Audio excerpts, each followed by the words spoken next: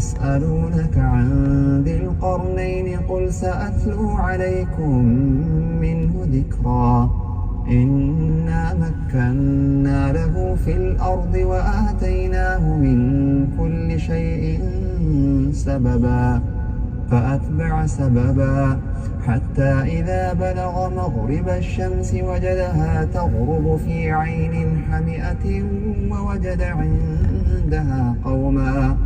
قلنا يا ذا القرنين إما أن تعذب وإما أن تتخذ فيهم حسنا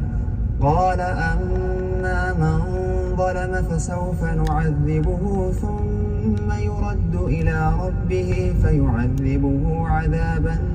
نكرا وأما من آمن وعمل صالحا فله جزاء الحسنى وسنقول له من أمرنا يسرا ثم أتبع سببا حتى إذا بلغ مطلع الشمس وجدها تطلع على قوم لم نجعل لهم من دونها سترا كذلك وقد أحطنا بما لديه خبرا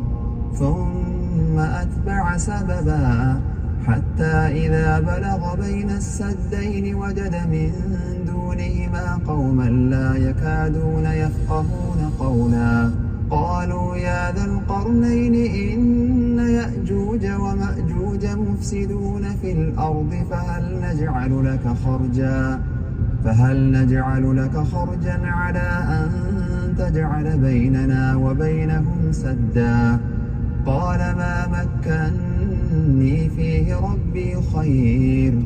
فاعينوني بقوة أجعل بينكم وبينهم ردما آتوني زبر الحديد حتى إذا ساوى بين الصدفين قال انفخوا حتى إذا جعله نارا قال آتوني أفرغ عليه قطرا فما استطاعوا أن يظهروه وما استطاعوا له نقبا قال هذا رحمة من ربي فإذا جاء وعد ربي جعله دكا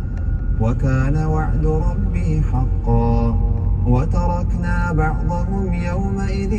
يموج في بعض ونفخ في الصور فجمعناهم جمعا وعرضنا جهنم يومئذ للكافرين عرضا الذين كانت أعينهم في غطاء عن ذكري وكانوا لا يستطيعون سمعا أفحسب الذين كفروا أن يتخذوا عبادي من دوني أولياء إنا أعتدنا جهنم للكافرين نزلا قل هل ننبئكم بالأخسرين أعمالا الذين ضل سعيهم في الحياة الدنيا وهم يحسبون أنهم يحسنون صنعا أولئك الذين كفروا بآيات ربهم ولقائه فحبطت أعمالهم فلا نقيم لهم يوم القيامة وزنا ذلك جزاؤهم جهنم بما كفروا واتخذوا آياتي ورسلي هزوا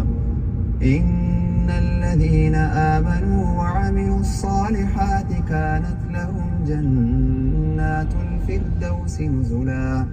خالدين فيها لا يبغون عنها حولا قل لو كان البحر مدادا لكلمات ربي لنفد البحر قبل أن تنفد كلمات ربي ولو جئنا بمثله مددا قل إنما أنا بشر مثلكم يوحى إلي أنما إلهكم إله واحد فمن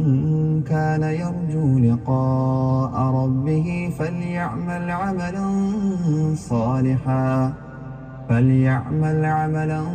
صالحا ولا يشرك بعبادة ربه أحدا.